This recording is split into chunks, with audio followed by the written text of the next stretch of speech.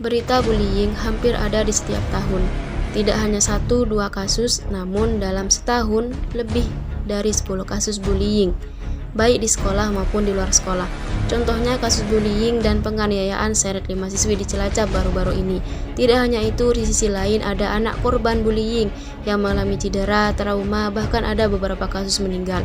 Di lain sisi, ada anak-anak berbakat yang terus mengejar dan memperoleh prestasi, seperti anak-anak soleh-solihah penghafal Al-Quran, anak-anak yang memiliki IQ di atas rata-rata yang memenangkan Olimpiade Matematika, dan masih banyak lagi. Kita beranjak ke sisi lainnya. Ada anak yang terbilang nakal, suka bolos sekolah, menonton video porno, mencuri, merokok di sekolah, minum minuman keras, dan masih dini ini ada seorang anak remaja tega membunuh balita. Dan tentunya masih banyak bentuk kenakalan lainnya. Perilaku atau watak anak bermacam-macam. Ada yang pendiam, ada yang cerewet, ada yang berperilaku baik, dan ada juga yang berperilaku. Pada tahun 2015, ada kasus seorang ibu tega membunuh putrinya sendiri. Mengapa seorang ibu sampai tega membunuh anaknya sendiri? Apakah penyebabnya? Pada dasarnya, yang membuat perilaku dan watak anak beragam adalah karena pola asuh dari orang tuanya. Lantas, mengapa ada ibu yang tega membunuh anaknya? Apakah karena anaknya nakal?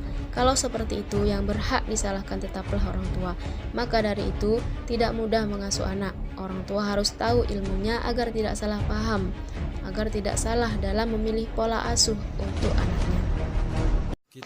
Pola asuh adalah cara orang tua mengasuh, mendidik, berinteraksi, dan memperhatikan anaknya. Ada beberapa faktor yang mempengaruhi pola asuh. Pertama, lingkungan tempat tinggal. Jika seorang anak tinggal dekat dengan orang-orang yang buruk, maka tidak dapat dipungkiri lagi dia akan ikut menjadi buruk. Jika lingkungan baik, anak akan ikut berperilaku baik. Karena seorang anak belajar dengan meniru sejak kecil dalam proses perkembangannya. Yang kedua adalah budaya.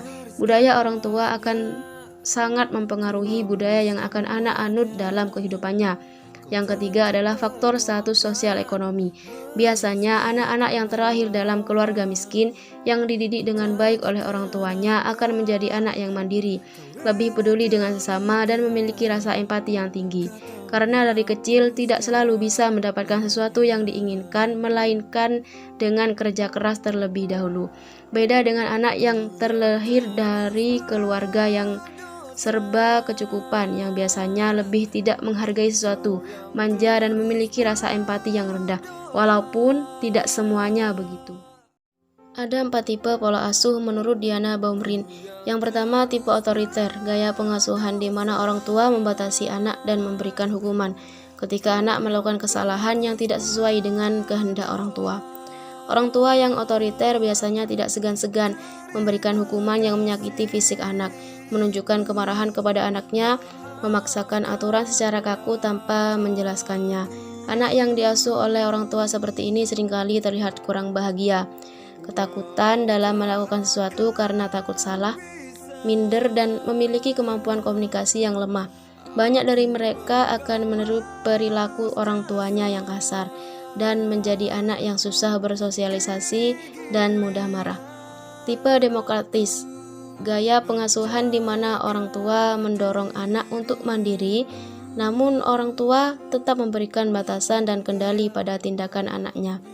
Orang tua tipe ini biasanya memberikan anak kebebasan dalam melakukan apapun, tetapi orang tua tetap memberikan bimbingan dan arahan.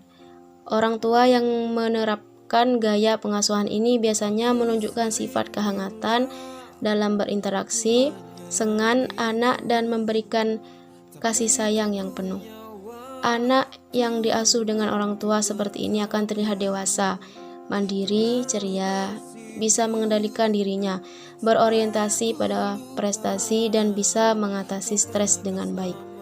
Yang ketiga adalah tipe permisif, gaya pengasuhan di mana orang tua tidak pernah berperan dalam kehidupan anak.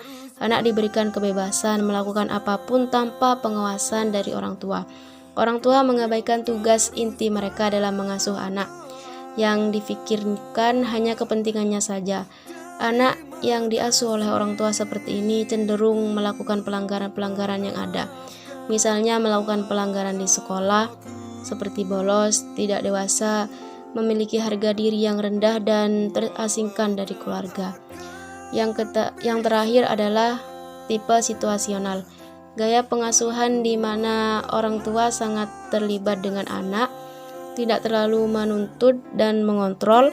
Orang tua dengan pengasuhan ini membiarkan anak melakukan sesuka hati. Anak yang diasuh oleh orang tua seperti ini akan menjadi pribadi yang tidak dewasa, yang manja, melakukan pelanggaran karena mereka kurang mampu menyadari bahwa sebuah peraturan dan kesulitan dalam berhubungan dengan teman sebayanya.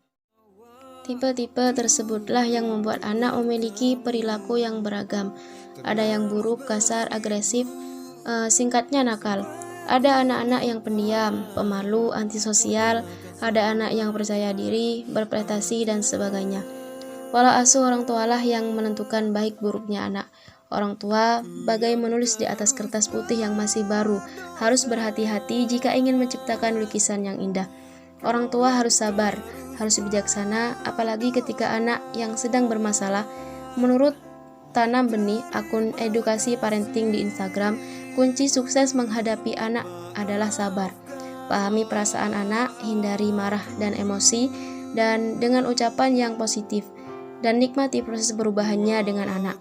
Oleh karena itu, orang tua perlu banyak ilmu untuk mendidik anak agar dapat menciptakan penerus bangsa yang baik, yang berprestasi dan religius, serta bijaksana dan jujur.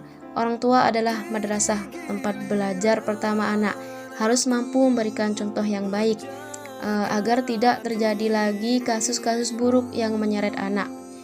Ayah maupun ibu sama-sama memiliki peran penting dalam mengasuh anak. Harus ada komunikasi yang baik, hubungan yang baik, dan tentunya kasih sayang yang banyak dari keduanya. Ajari anak bersikap jujur, mandiri, bersyukur, dan kebijaksanaan.